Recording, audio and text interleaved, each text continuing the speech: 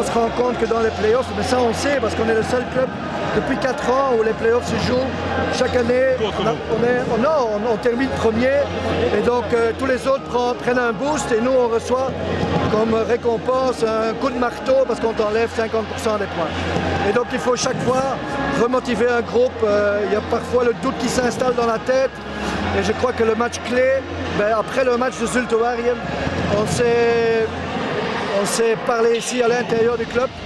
On a serré les rangs, on a tout fait pour... on savait qu'on aurait besoin de 10 sur 12, peut-être même 12 sur 12. Et le match qui a fait le déclic, c'est le match contre le Standard de Liège. Ce match-là, il y a des matchs parfois qui sont plus importants que d'autres, aussi dans la tête des joueurs.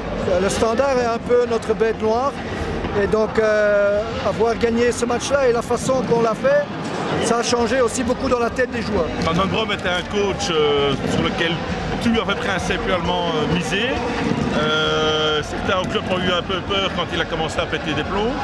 Finalement, tu peux nous expliquer un peu? Je ne crois pas ceux qui disent qu'il a pété un plomb, alors ce sont des gens qui sont de mauvaise composition.